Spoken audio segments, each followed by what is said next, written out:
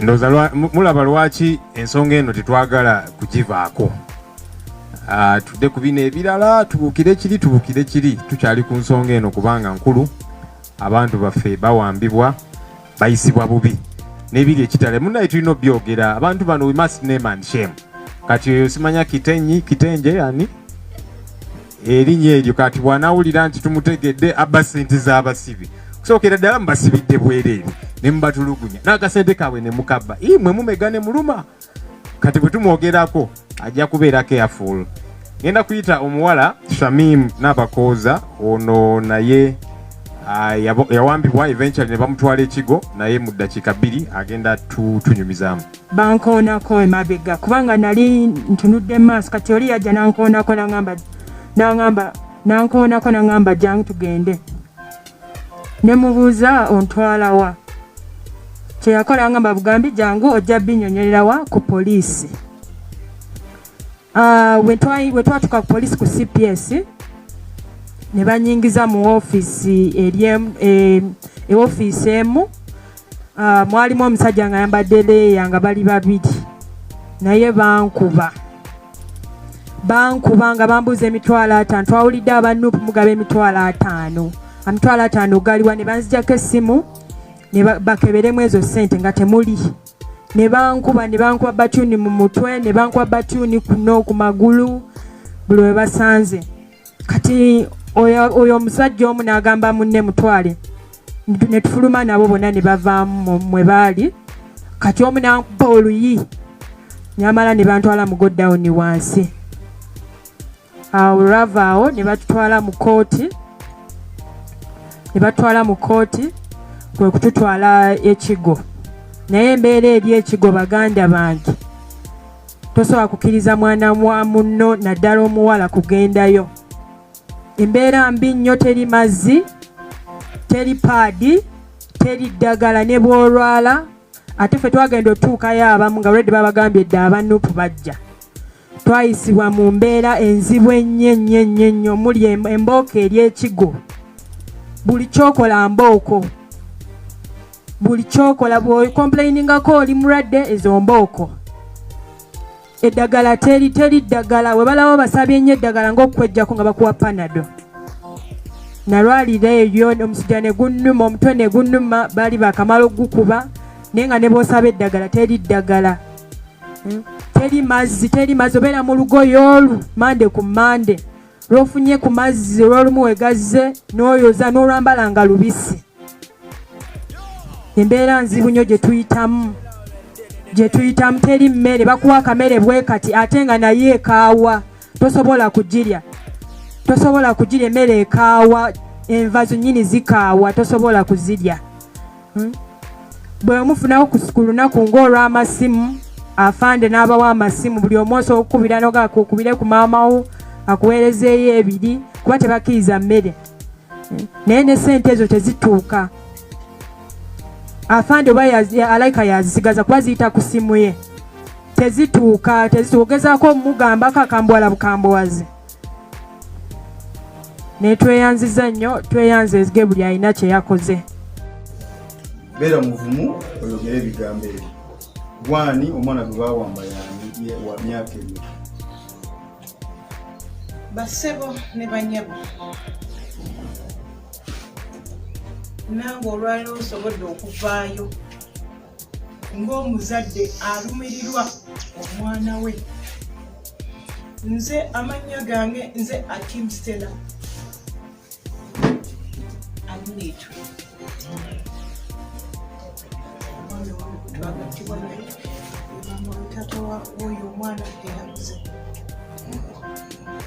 Basebo nze siina kyensaba kirala naye nsaba oba gavumenti oba ani eyeewaayo n'awamba omwana waffe atuyambe omwana wange aveeyo. N'abaana abalala bonna be bagenze bakwata batuyambe omwana wange okusingira aveeyo kubanga nze mmanyi bwensula n'abazadde bonna ababadde babeera naye tebakyebaka tebakyalya. Taata owange agongobadde okuva we bakimugamba. Omuntu yali agezaako okutambula naye kati asobola kutambula lugendo luwanvu. Naye nsaba busabi oyo yenna amanyi amayitire g'omwana wange anyambe, kuba tewemba nyina kyenkola. Mulaba ng'ayita mukuba nga mami baayi, naye kati essaawa zino sikyakiwulira okuva ku Sande wiiki eweze. Abadde lwakiri abaawona n'agamba akimanyi kaŋŋendeko ndabeko ku jjajja wange ng'akimanyi jjajja we yalwala ajja lwakiri n'apipinga naye nadduka emisime n'akomawo. Naye okuva we baatwala omwana muzeeyi takyatereera, nange kennyini n'ebyenkola sikyabitegeera ne ku mulimu gye nkolera. Abantu bonna banneewunya bagamba ono omukazi yabaaki. Nze mbadde nga mukazi munaku nga emunda banwanisa famire yaffe okugiteeka lwaki efune kyerya efune kyonywa. Nze mwana omukulu mu famire, njagala mulabe responsibility gye ndiko. Abaana abasinga bonna bato, nze mukulu. Omwana oyo Samuleete Wanyanzi nga mulemereddwa naye mbeera.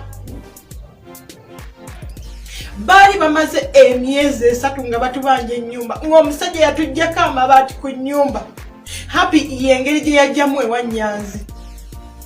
Omwana yagenda okulaba nga ekyokulya tewali, ennyumba enkuba etonnya nejjula amazzi paka mu mbiriizi nga tewalina we basula. Ono yennyini ng'omukulu we yayimiriranga n'ateekawo bwe bati blanket n'agamba mukwate blanket twekiri abaana beebake. Omwana, that's how he got lost and came to Nyanzi's home. But it wasn't my fault.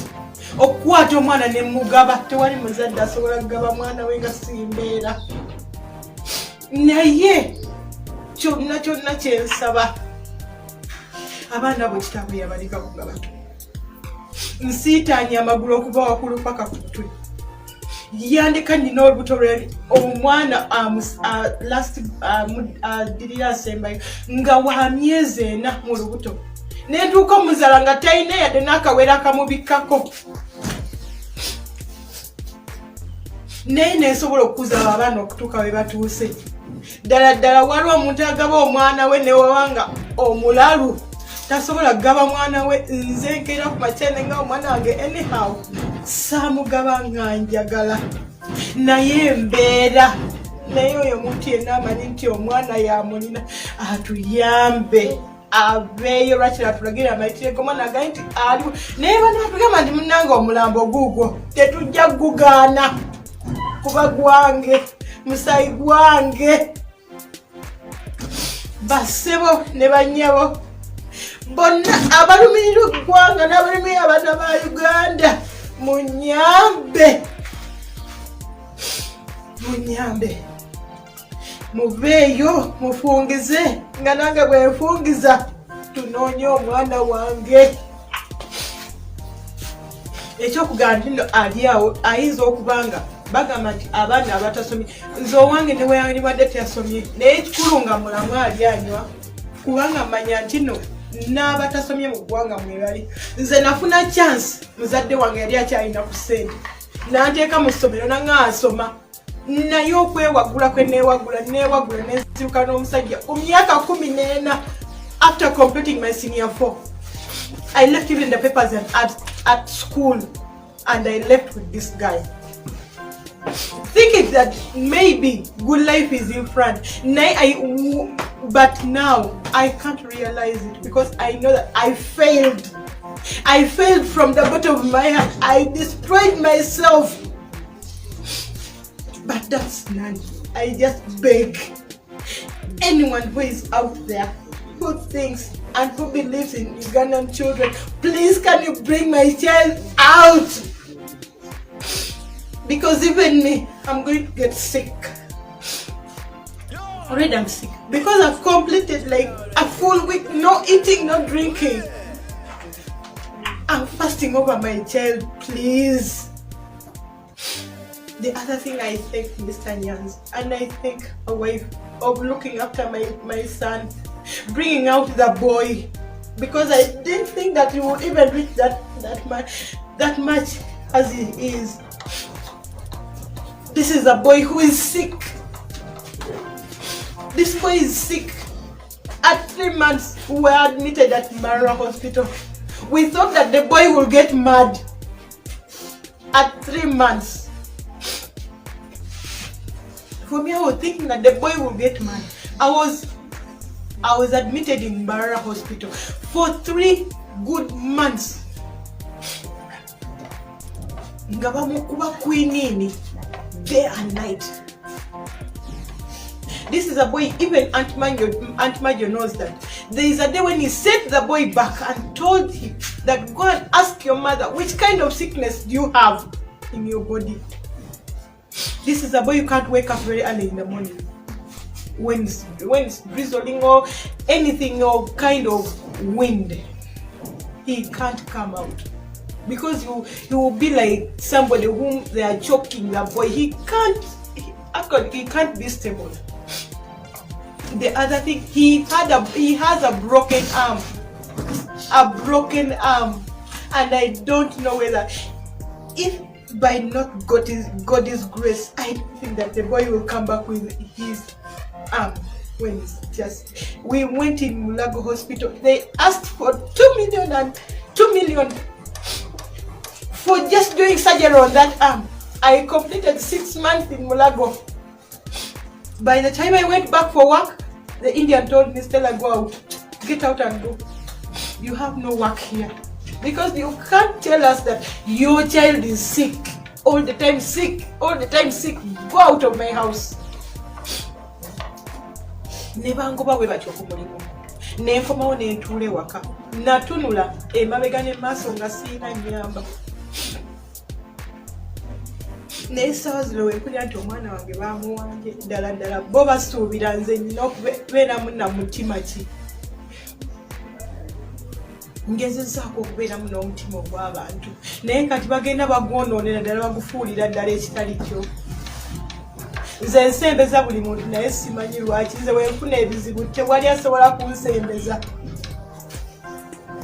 Mbaddewo olw'abantu bangi so si babiri. Naye nsembeza buli muntu naye tewali muntu asobola kunsembeza. Mbeya nsanye basebo ne banyama. Ebigambo byange. Ebale nnyo katufune sister kiki oyogera ku nsonga y'okubula kwa brother wo? Sister jamudde kwana mzee yawada tudwa. Mzee yakomawo. Wali. Okay, jangu. Mzee soka mweke. Okay, katufune mzee. Katufune mzee. Okay. Olijja omwana.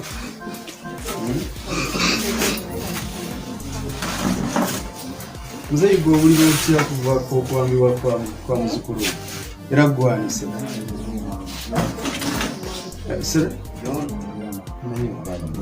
Do you understand? Muganda? Yes. Let us use English. You can use English. You can look here in the cameras.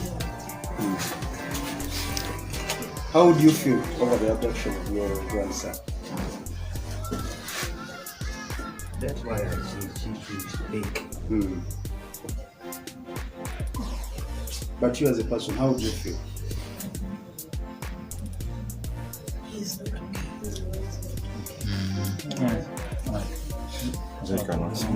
They cannot speak. Yeah. Actually, he said since last week. You see, abantu engeri gye bafunamu abadde agirina ataaka kuva dda naye gamba nti ebadde teyimukanga kati ate webigenzedde ebigattamu nti simanya bamaze jo yababuuza n'abagamba omwana baamulabye ne bamugamba nti tebannamulaba bagambye yasuze ng'atudde ekiro kyonna kati omuntu okuuka okusula ng'atudde jjukira yitula muno aba tasobola kwongera. Yes. Okay. Katumuleke sister.